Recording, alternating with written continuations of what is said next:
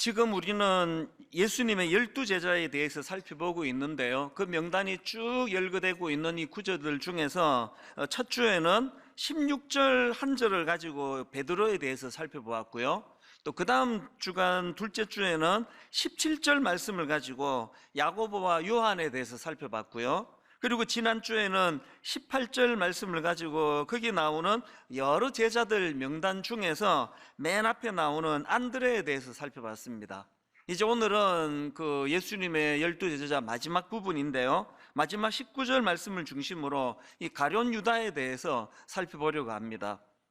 사실 이 절 구분은 저자인 마가가 한 게 아니고 후대에서 이제 편의상 이렇게 갈라놓은 그런 장과 절이지만, 이 절 따라 말씀에 그 의미를 부여하면서 말씀을 나누다 보니까 또 거기에 참 은혜가 임하는 것을 경험하게 됩니다.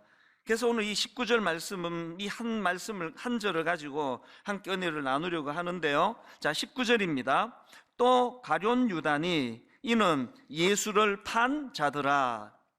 저는 이 19절을 읽다가 그 중학교 영어 수업 시간에 생각이 불쑥 떠올랐는데요. 이게 몇 학년 때였는지 기억이 잘 안 나는데, 그 영어 선생님께서 이제 두 단어를 비교하면서 이 famous라는 단어하고 또 notorious라는 이 두 단어를 가지고 공통점과 차이점을 설명을 하시는 겁니다. 이 famous는 이 긍정적인 차원에서 유명하다 이런 뜻을 가진 단어고, 또 notorious는 똑같은 그 유명하게 알려진 것을 설명하는 단어지만 이거는 부정적인 차원에서 이건 악명 높다 이런 뜻으로 쓰인 단어다. 그래서 제가 어린 마음에 그 수업을 들으면서 적어도 나는 이 노토리어스, 나는 악명 높은 인생은 되지 말아야 되겠다, 그런 걸 다짐했던 기억이 제가 떠올라서 미소가 지어졌는데요. 19절 읽으면서 왜 이 단어가 떠올랐을까요? 바로 지금 이 가룟 유다는 2000년이 지난 지금까지 늘 그 이름 다음에 꼬리표처럼 따라붙는 이게 노토리어스 아닙니까? 또 가룟 유다니 이는 예수를 판 자더라. 이런 수치와 불명예를 그 꼬리표로 달고 다니고 있는 인물이 이게 가룟 유다인데요. 사실 저는 가룟 유다에 대해서 복잡하게 생각하지 않습니다. 누가 저보고 목사님 가룟 유다를 딱 한마디로 정의해 주세요 그러면 이렇게 이야기할 수 있을 것 같아요. 가룟 유다는요, 성장이 멈추어 버린 사람.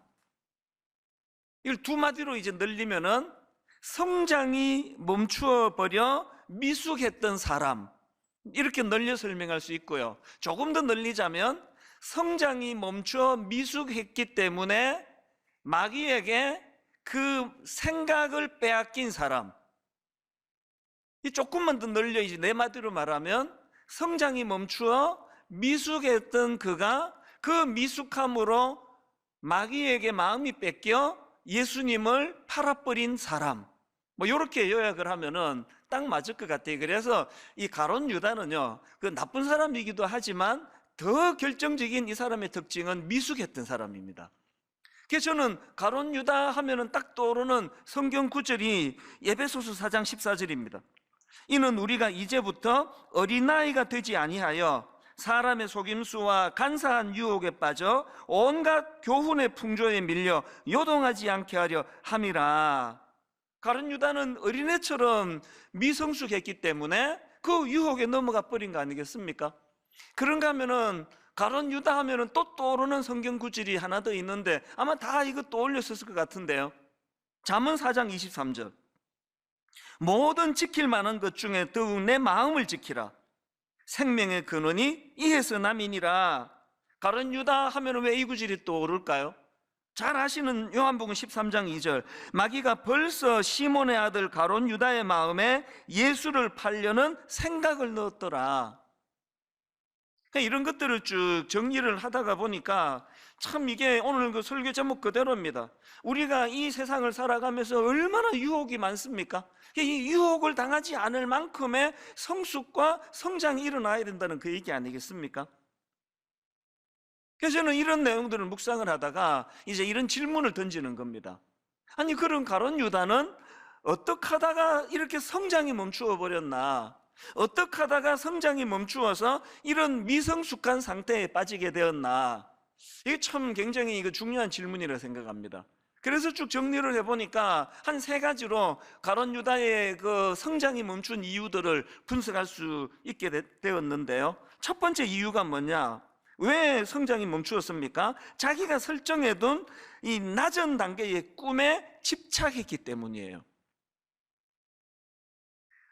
레슬리 플린이 쓴 12사도 이 책에 보면은 가룟 유다가 예수님을 배신한 두 가지 이유를 설명하는데요. 첫 번째 이유가 뭐냐? 그는 예수님에 대해서 시간이 갈수록 점점 더 환멸을 느끼고 있었다는 거예요. 예수님에 대한 환멸을 느끼고 있었던 이게 예수님을 팔아버린 원인을 제공했고, 두 번째, 왜 예수님을 팔아버렸나? 가룟 유다 내면의 탐욕 때문에, 탐심 때문이라는 겁니다. 저는 이 두 가지 분석 중에 앞에 나와 있는 왜 가룟 유다는 예수님을 그렇게 환멸하게 되었나? 아니, 그 존귀하신 주님을 가까이 있으면서 점점 주님에 대한 불신과 환멸이 싹트게 됐나? 그게 자기 생각의 틀이 너무 확고했기 때문 아닙니까? 가룟 유다는 지금 이스라엘이 로마의 압제로 신음하던 상황이다 보니까 그에게 무슨 꿈이 있습니까? 자기가 보니까 이 예수라는 분이 그 고통 속에 있는 자기 민족을 로마로부터 구원해낼, 로마의 압제로부터 구원해낼 그런 지도자라고 생각을 했기 때문에 꿈을 가지고 주님을 따랐는데 시간이 갈수록 실망인 거예요.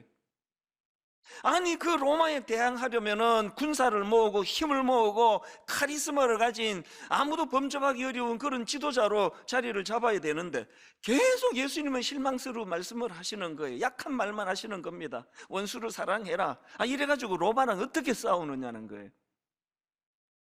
그리고 또 결정적으로 오병이어의 기적을 경험한 군중들이 흥분해가지고 막 예수를 왕으로 삼겠다고 열광할 때 얼마나 나약한 예수님인지 슬그머니 빠져나가가지고 산으로 가서 기도하고 계시는 게 도무지 이게 마음에 이게 안 드는 거 아닙니까?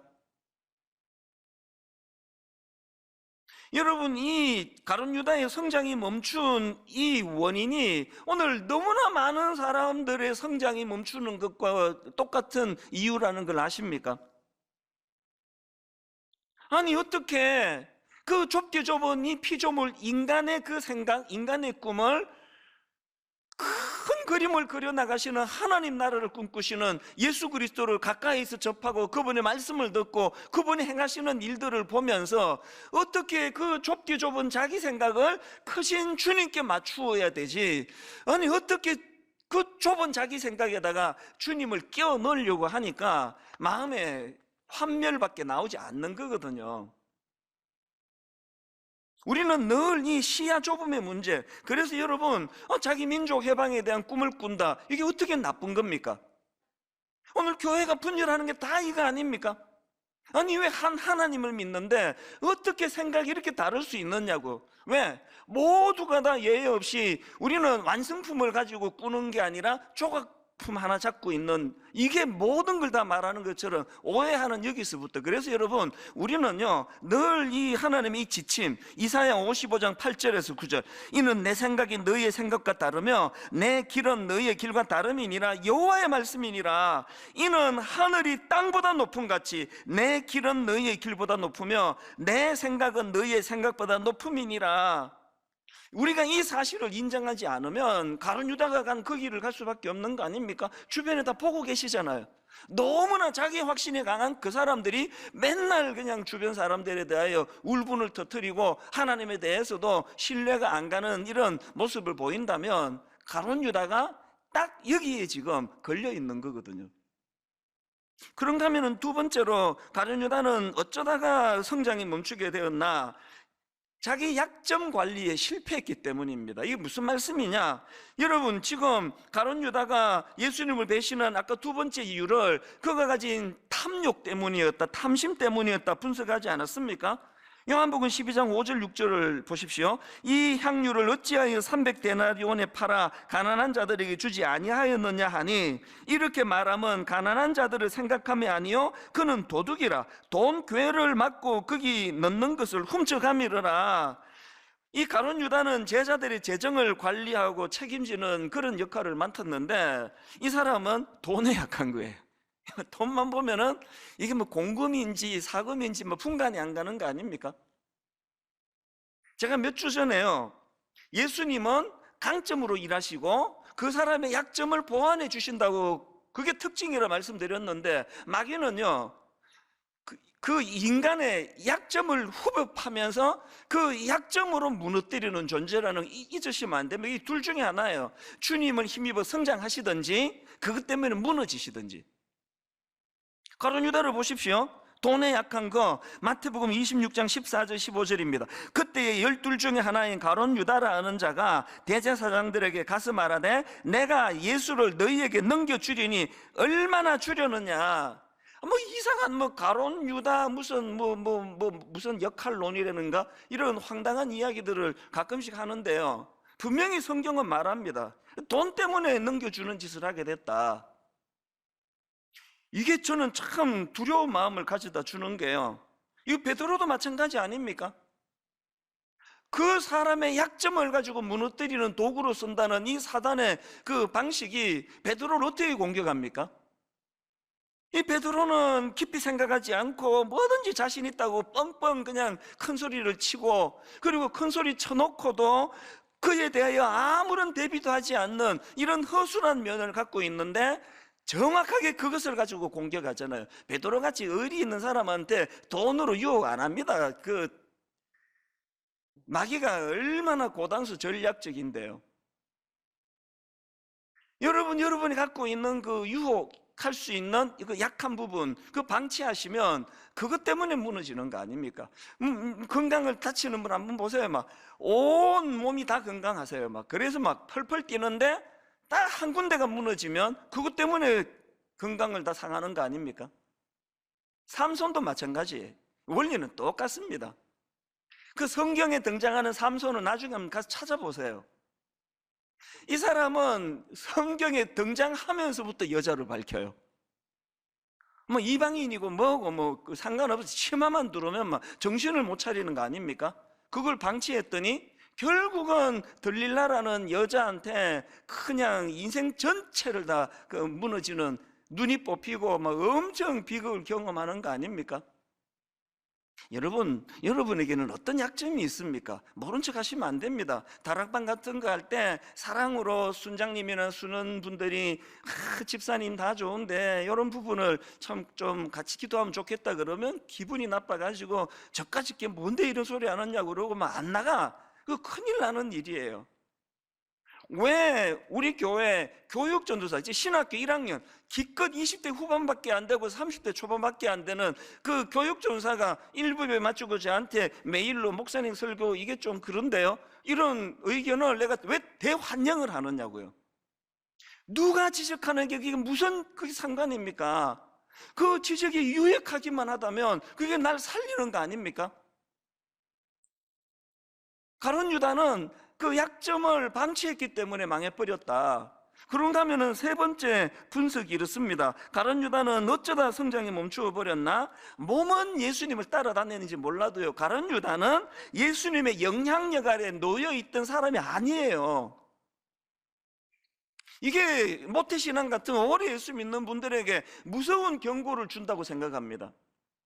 우리가 문화적으로 난 기독교인이에요, 그리고 우리가 늘 익숙한 대로 난 주일날 예배 보러 와요. 그건 너무너무 귀하지만 가룟 유다의 문제가 뭡니까?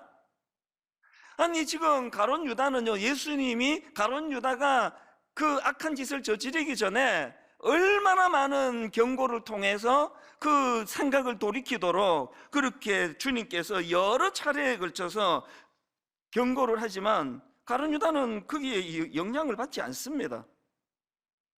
김기현 목사님이 가룟 유다 딜레마 이런 제목의 책을 썼는데요, 가룟 유다는 예수님에 대한 호칭에 문제가 있었다. 이 굉장히 제가 흥미롭게 본 그 내용입니다. 자, 마태복음 26장 22절입니다. 그들이 몹시 근심하여 각각 여짜오되 주여 나는 아니지요. 자, 이 말씀의 배경이 어떤가 하면은요, 여기 나오는 그들은 예수님의 제자들이에요. 바로 그 앞에서 예수님이 청천벽력 같은 말씀을 하시거든요. 너희들 중에 나를 팔 자가 있을 것이다. 그랬더니 막 모든 제자들이 놀라가지고 저는 아니죠, 저는 아닌데요, 막 이런 이야기도 하는 분위기예요. 그런데 여기 보니까 모든 제자들이 지금 주님 어떻게 부르냐? 주여, 주여. 나는 아니지요. 그 지금 주님이라고 부르거든요. 근데 유독 가룟 유다만이 25절을 보십시오. 예수를 파는 유다가 대답하여 이르되 랍비여, 나는 아니지요. 그 가룟 유다가 예수님을 팔아버릴 때도 같은 호칭을 씁니다. 49절, 곧 예수께 나와 랍비여 안녕하시옵니까? 이 차이를 아시겠습니까? 여러분, 가룟 유다는요, 예수님을 주님으로 섬긴 것이 아니라 학식 높은 선생으로 섬겼다는 거예요. 이게 왜 중요한 문제를 가져다 주느냐? 자, 빌립보서 2장 9절부터 11절입니다. 이름으로 하나님이 그를 지극히 높여 모든 이름 위에 뛰어난 이름을 주사 하늘에 있는 자들과 땅에 있는 자들과 땅 아래에 있는 자들로 모든 무릎을 예수의 이름에 꿇게 하시고, 그 다음 보세요. 모든 입으로 예수 그리스도를 주라 시인하여. 여기 나오는 그 주라 시인하여, 이건 그리스도의 주재권, 영어로 말하면 로드십을 말하는 거예요. 뭘 의미하느냐? 우리가 예수님을 주님이라고 부르는 그 고백 속에는 그분의 주재권을 인정하는 신앙 고백이 담겨 있는 표현이라는 거예요. 아셨죠? 여러분이 기도할 때나 그 묵상할 때 주님이라고 할 때마다 항상 이 생각을 해야 돼요. 내가 예수 그리스도를 주님이라고 부르는 그 고백 속에는 예수 그리스도가 내 인생의 주인이 되시며 나의 전인격과 내 전 생애를 나는 그분께 맡겨드리겠다는 이 고백이 내포되어 있는 게 주님이에요. 그런데 가룟 유다는 예수님을 자기 인생의 주인이 아니라 랍비, 참 두려운 건요, 오늘 교회를 다니는 분들이 딱 두 종류로 나누어진다는 거예요. 예수 그리스도를 주님으로 모시는 분이 계시고요, 예수 그리스도를 선생으로 모시는 분이 계세요. 그래도 4대 성인 중에 하나 아니냐, 그 훌륭한 분이지, 사랑이 많으신 분이지. 여러분, 아무리 오래 교회를 다니셨어도요, 예수 그리스도가 전인격적인 내 인생을 주관하시는 그 로드십, 내 주님의 주권을 인정해 드리지 않는 신앙생활은 성장이 없습니다. 기왕에 여러분 교회를 다니시고 교회를 와서 예배를 드리시는데 예수 그리스도가 여러분 인생의 주님이 되시기를 바랍니다. 이렇게 세 가지 이유 때문에 가룟 유다는 성장이 멈춰버렸고요, 그 미숙한 성장이 멈춰버린 그 상태를 마귀가 유혹을 했고, 그 유혹에 넘어가 버려 주님을 팔아버린 인생이 그 가룟 유다다. 이런 분석이 이것도 필요하겠지만요, 우리가 지금 가룟 유다에 대해서 살펴보고자 하는 거는 아이고 그 인간이 그게 아주 부실한 인간일세, 그러려고 우리가 말씀 보는 거 아니고요, 우리 안에 있는 이 가룟 유다와 같은 요소들, 이 가룟 유다 성이 우리 안에 있는 거예요. 저는 이 세 가지를 분석하면서 섬뜩섬뜩한 게 다 갖고 있거든요. 제 안에 이 세 가지 요소가 다 있기 때문에 이 가룟 유다를 분석하는 것으로 끝내지 않고 오늘 말씀이 진짜 중요한 건 지금부터예요. 그럼 어떻게 하면은 이런 죄성을 가진 우리가 가룟 유다가 넘어갔던 그 비참한 길로 빠지지 않을 수 있을까? 그 대안을 제가 두 가지로 정리를 좀 해드리려고 하는데요. 첫 번째 대안이 뭐냐? 이 두 단계로 제가 설명을 드릴 수 있는데, 첫 번째 단계가 뭐냐? 회개입니다. 회개. 이 회개를 통한 주님과의 관계 회복이 필요하다는 겁니다. 계속 강조하지만 가룟 유다가 용서받지 못할 악한 짓을 해서 망한 게 아니고요, 가룟 유다는 그 삶 자체가 주님과 상관없는 사람이었기 때문에 망한 케이스입니다. 조금 전에도 말씀드렸잖아요. 예수님이 가룟 유다가 이런 짓을 저지르기 전에 수없이 많은 경고를 통해 그것을 돌이키기를 원했는데, 가룟 유다는 예수님의 말씀에 영향을 받은 사람이 아니에요. 더 치명적인 건 뭐냐? 그 경고를 무시해서 결국은 그런 어리석은 주님을 팔아버리는 자리에 빠졌는데, 수습하는 걸 보세요. 수습을. 양심이 있었대요. 이러면 안 된다는 거, 스승을 이렇게 팔아버리면 안 된다는 거. 그래서 그 아주 양심적으로 자살을 했다고 나와 있지만, 여기에 가룟 유다의 그 정체성이 나타나는 겁니다.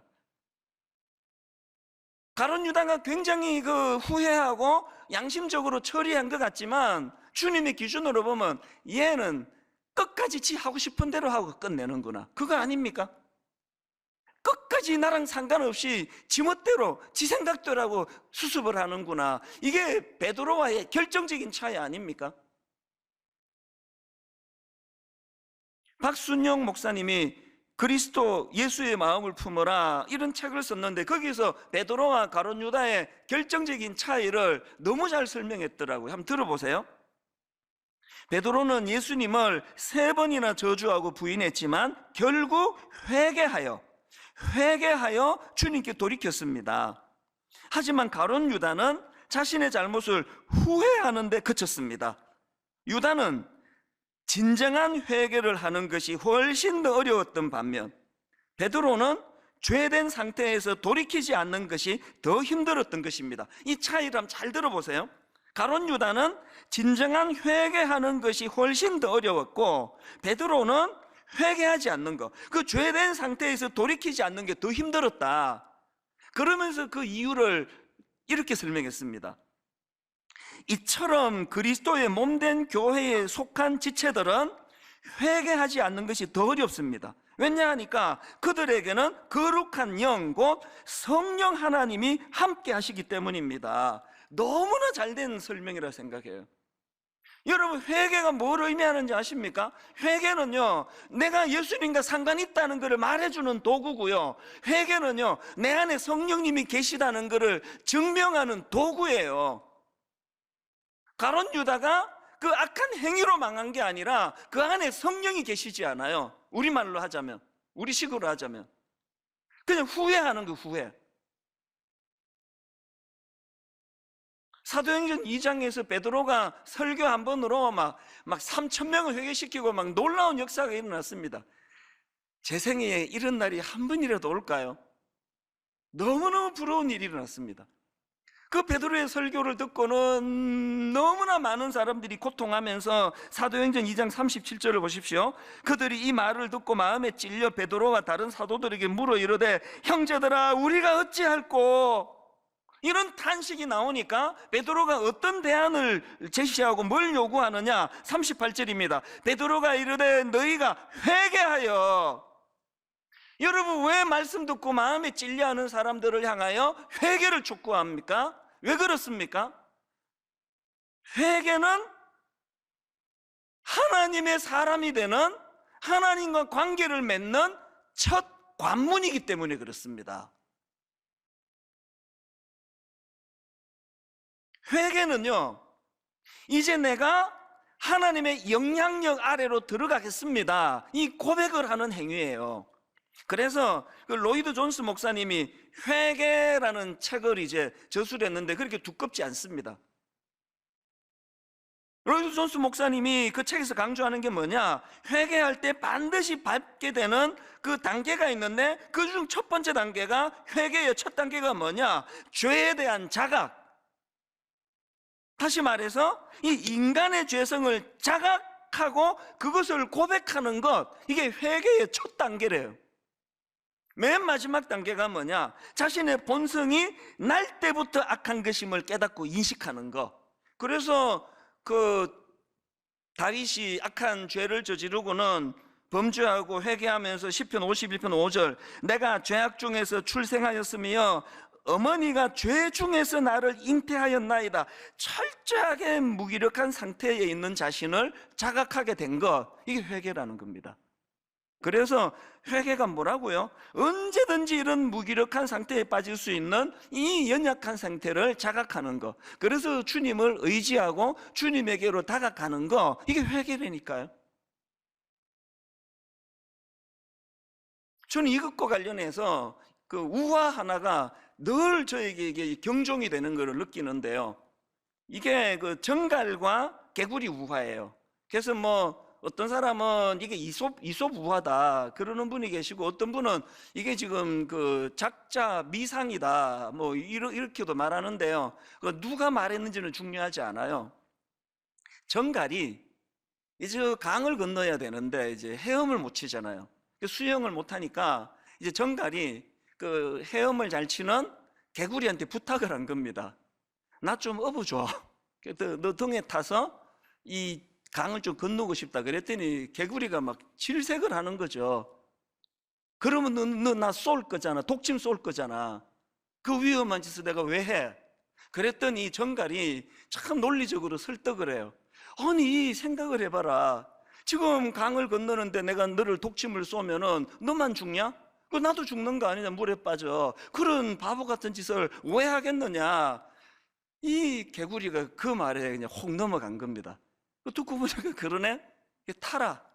그래서 이제 정갈을 태우고 한참 이제 강을 건너는데 뭔가 뜨끈뜨끈해지더니 마비가 오더니 이게 독침을 쏜 거예요. 그리고 둘 다 죽었습니다. 결과 이 개구리가 죽어가면서 너무나 분노에 차가지고 소리를 지른 겁니다. 도대체 왜 이런 짓을 했느냐? 왜 날 찔러서 둘 다 죽게 만드는 거냐고. 그랬더니요, 정갈이 죽어가면서 던진 그 한마디가 저에게 뼈에 새기는 경고예요. 이런 말을 해서 정갈이 왜 날 찔러서 둘 다 죽게 만드는 거냐고. 그랬더니 정갈이 하는 말이 어쩌겠니? 이게 내 본능인걸. 강 건너기 전에는 굳게 마음 먹었죠. 안 쏘려고. 또 쏘면 자기도 죽는 걸 알기 때문에. 정갈은 뭘 몰랐습니까? 그거를 통제할 힘이 자기에게 없다는 걸 몰랐던 거 아닙니까? 그래서 어쩌겠니? 이것이 내 본능인걸. 저는 우리 젊은 내 조카 같고 내 딸 같은 우리 젊은 여성들에게 제가 여러 번 말했지만 또 말합니다. 세상에서 제일 믿을 수 없는 말, 오빠 믿지? 이 말에 참 가슴 아픈 상처를 간직하게 된 사람들이 유사 이래로 얼마나 많았겠습니까? 그 오빠가요, 그 말 할 때까지만 해도 그 말이 진실이었을 거예요. 그거 사기치려고 한 말 아닙니다. 근데 오빠 믿지? 그래놓고는 결과로 어쩌겠니? 이게 내 본능인데. 이게 인간 아닙니까? 사춘기 애들이 부모님들한테 자주 하는 말이 저 좀 믿어주시면 안 돼요? 믿어야죠. 자녀인데. 그러나 여러분, 그 자녀들은요,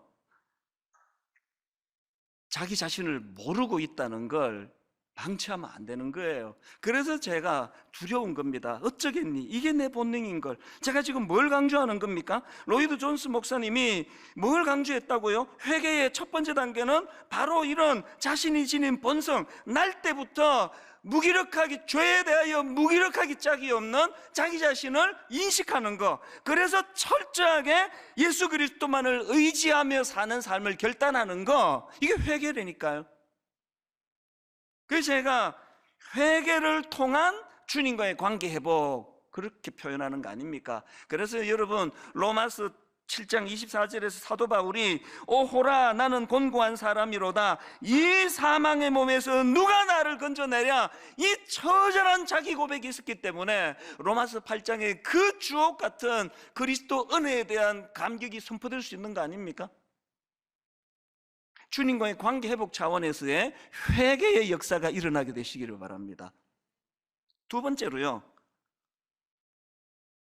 그렇게 회개를 통한 주님과의 관계가 회복이 됐다면 거기에 머무시면 안 되고 두 번째 단계로 가셔야 됩니다. 두 번째 단계는 주님의 영향력 아래 변화와 성장을 이루어 가야 된다는 겁니다. 에베소서 4장 14절을 아까 인용해 드렸는데 이 구절은 15절까지 읽으셔야 됩니다. 자, 14절부터 보십시오. 이는 우리가 이제부터 어린아이가 되지 아니하여 사람의 속임수와 간사한 유혹에 빠져 온갖 교훈의 풍조에 밀려 요동하지 않게 하려 함이라. 그러기 위하여 15절 오직 사랑 안에서 참된 것을 하여 범사에 그에게까지 자랄지라. 우리의 사명, 그에게까지 자랄지라예요. 머리 대신 예수 그리스도. 모든 생명체는 자람으로 증명하는 거예요. 이 성장이 없다, 그 100% 죽은 겁니다. 지난주에 우리랑 함께 사회 가던 그 이관석 목사님이 이 대구에 있는 아주 좋은 교회로 담임 목사님으로 부임해 가셔서 지난주에 이제 그 담임 목사 위임 예배를 드렸는데 저보고 이제 설교를 해달라 그래서, 보통 토요일 날 하면은 제가 움직이지를 못합니다. 지방에는 갈 수가 없는데 수요일 날 있다 그래서 이제 차를 몰고 그 대구로 내려갔는데요, 제가 거기서 두 가지 기쁨, 너무 마음이 기쁜 걸 경험했거든요. 하나는요, 그 교회 어떤 장로님인가가, 장로님이신 것 같아요. 어떤 분이 이런 말씀을 하세요. 아이고 목사님, 우리 이관수 목사님 이렇게 잘 키워서 우리 교회 보내주셔서 감사합니다. 벌써 성도님들이 우리 이 목사님 되게 좋아합니다. 그게 진짜 기쁘더라고요.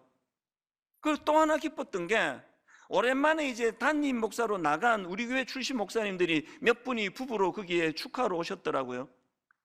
어떤 분은 한 2년 만에도 보고, 또 한 1년 반 만에도 보고, 지금 그 전북에 있는 두 목사님도 거기 왔고 서울에 있는 담임하는 목사님도 왔는데, 대화를 하다가 보니까 그 한 1, 2년 사이에 이분이 또 성장한 거예요. 보니까 그 청출어람, 나 이게 이론인 줄 알았는데요, 지난주 제가 깨달은 겁니다. 진짜 그 스승을 능가하는 그런 성장하는 제자가 그 스승에게 기쁨일 수 있다는 거, 너무 기쁜 거예요. 그래서 결심했습니다. 코로나가 끝나자마자 우리 교회 출신 목사님 한번 다 초대해가지고 홈커밍데이, 그분의 성장, 그분들의 성장을 내가 정말 기쁨으로 한번 목도해야 되겠다. 그럼 반대가 딱 나오죠. 스승에게 제일 슬픈 게, 아무리 애를 써도 성장이 없는 제자. 예수님이요, 가룟 유다를 향해 되게 슬프셨을 것 같아요.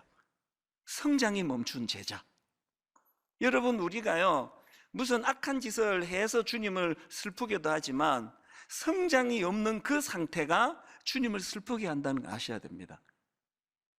그런가 하면 저는 이 베드로를, 가룟 유다를 보면서 또 한 가지 제가 마음에 배운 게 있는데요, 성장이 멈춘 사람의 특징이 하나 있더라고요. 가룟 유다를 보니까 감탄을 잃어버리는 거예요. 경이로움을 잃어버리는 겁니다. 어디서 제가 이걸 깨달았나?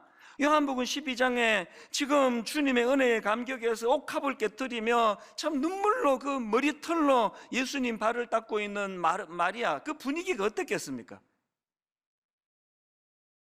그 내용이 요한복음 12장 3절이거든요 마리아는 지극히 비싼 향유 곧 순전한 나드 한 건을 가져다가 예수의 발에 붓고 자기 머리털로 그의 발을 닦으니 향유 냄새가 집에 가득하더라. 이 벅찬 감격을 지금 지켜보고 있는 게 가룟 유다거든요.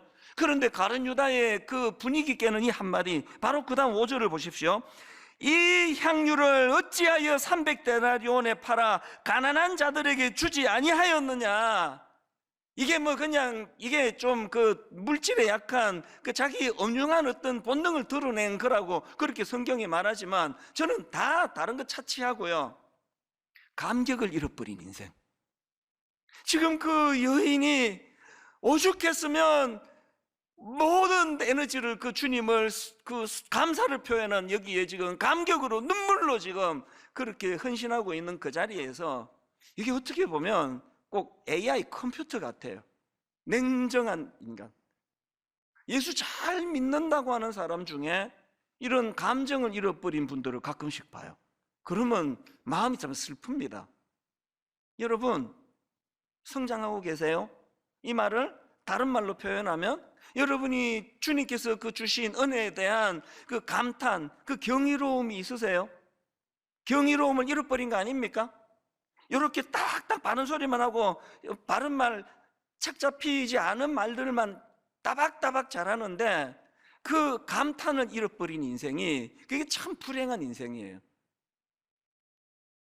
지난주 수요일 날 그 이관수 목사님 담임 목사 위임 예배 때 모처럼 제 아내랑 같이 갔거든요.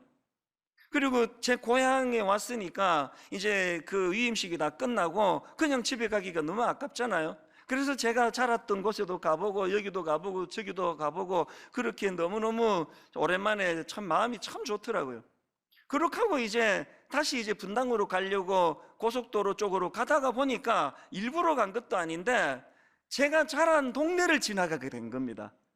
근데 깜짝 놀랐던 게 내 모교의 종탑이 보이는 거예요. 그 운전하다가 제 아내 보고 저 내 모교회다, 모교회. 저 종탑이 내 모교회. 내가 이 동네에서 내가 이 내 무대라고 막 그러면서 그 다음에 내가 무슨 이야기를 하는지 아십니까?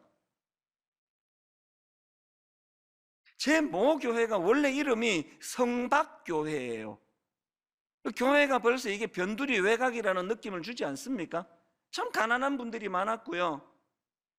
그 중에도 저는 별로 뭐 희망이 없고 꿈도 별로 없고 그저 그냥 평범하게 짝이 없던. 그래서 제가 그날 차 안에서 너무너무 마음에 감탄이 일어나가지고 무슨 이야기를 했는지 아십니까? 저 어린 시절에 그 가난했던 또 아무런 꿈도 없던 나를 생각하면 이후에 내가 주님을 인격적으로 만나서 내가 걸어간 이 길 자체가 이게 기적이다. 이게 홍해가 이게 내 안에서 이게 12번도 더 갈라진 거거든요. 운전하고 가는데 마음에 막 감격이 일어나는 겁니다. 너무 감사한 거예요. 이 동네에서 아무런 꿈 없이 자라던 별 희망도 없어 보이던 초등학교 6년, 중고등학교 6년, 12년 동안 담임 선생님에게 단 한 번도 주목받아 본 적이 없는 참 미미한 성박교회 다니던 어린 이찬수라는 사람이 주님의 손에 붙잡혀 갈수록 더 기쁘고 갈수록 더 윤택한 인생으로 만들어주신 이 감탄이 너무너무 기쁘게 올라오는 게 제가 마지막으로 이제 고속도로 들어가면서 여보 또 오자, 또 왔으면 좋겠다. 결론을 이렇게 맺습니다. 여러분, 저는 여러분이 이 유혹당하지 않을 만큼의 성장이 계속되었으면 좋겠습니다. 그 성장이 되고 있다는 증거 중에 하나가 해주신 일들에 대한 감탄이에요. 그 가룟 유다를 한번 상상해 보세요. 세상에 예수 그리스도로 말미암아 죽은 생명이 살아나는 그 현장에서도 자기랑 생각이 다르다는 것 때문에 냉랭하게 바라보는 그 모습을 상상할 수 있지 않습니까? 오병이어의 기적을 통하여 수많은 사람을 먹이는 그 놀라운 현장에서도 그 감탄 경이로움이 생겨나지 않은 인생이라면 밤새 고생하던 자기들을 주님 찾아오셔서 풍랑아 잠잠하라, 그 놀라운 역사를 통하여 풍랑을 잠잠케 하시는 그 사건을 감탄으로 보지 못하는 거, 이거 비극 아닙니까? 오늘 여러분 안에 이 감탄이 있습니까? 분석은 잘 하시는데 감탄은 잃어버렸다. 성장이 멈춰 있다는 뜻입니다.